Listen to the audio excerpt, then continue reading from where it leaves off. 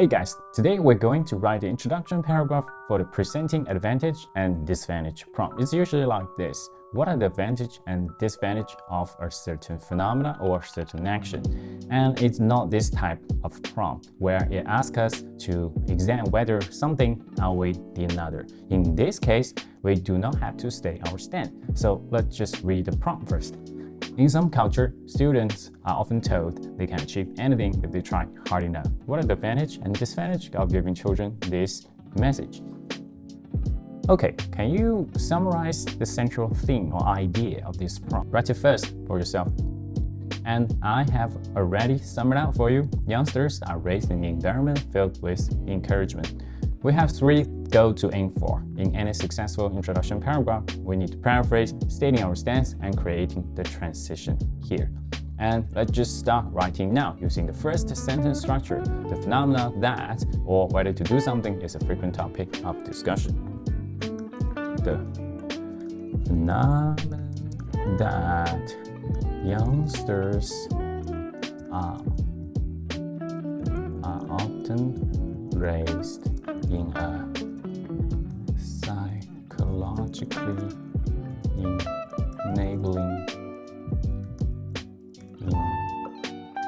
environment is a frequent topic of discussion. All right. This is the central theme of the prompt. And I use the word raised in a psychologically enabling environment. Enabling environment means it empowers students to do something. It encourages them to do something. And I use the adjective enabling. First, it's rare. And second, it's more precise and it's concise. So that's the thing examiners are looking for. And another word of caution here. In this type of prompt, we are not asked to state our stance. So students are going to ask whether I have to say that. My advice is that don't say it. Although in some cases, some students get away with saying it and get a high score, but I just don't think it's the risk that was taking. You probably will not get you a high return. Quite on the opposite, you may get a negative return, and that's not the risk that was taking. So don't say it. But if that is the case, the single sentence stands alone and looks pretty lonely. And if we see this single sentence, a cup of espresso, how can we turn it a cup of silky smooth latte? Yeah, by adding a touch of milk. And how can we do that? Okay, so here's the magic. We're going to explain the phenomenon's origin. This occurrence is driven by the modern belief that low is the enemy that lurks behind every failures.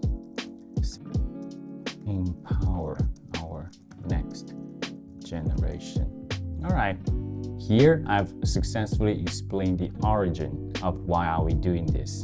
Because it's driven by the modern belief that low self-esteem is the enemy that lurks behind every failure. So it makes sense to verbally empower our next generation. I use the word lurk because it creates an image that a predator is waiting in a bush, ready to take a final attack on its prey.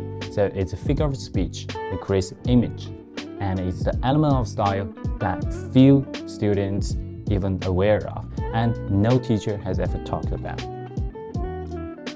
So the final job is we're going to create a transition by borrowing this sentence. I'm just going to copy and paste here. Okay, so here's our introduction paragraph for this type of prompt for presenting advantage and disadvantage. All right, just remember, begin your next main paragraph by seeing the cons first. Okay, so there you have it. This is the sentence structure you can borrow. See you next time.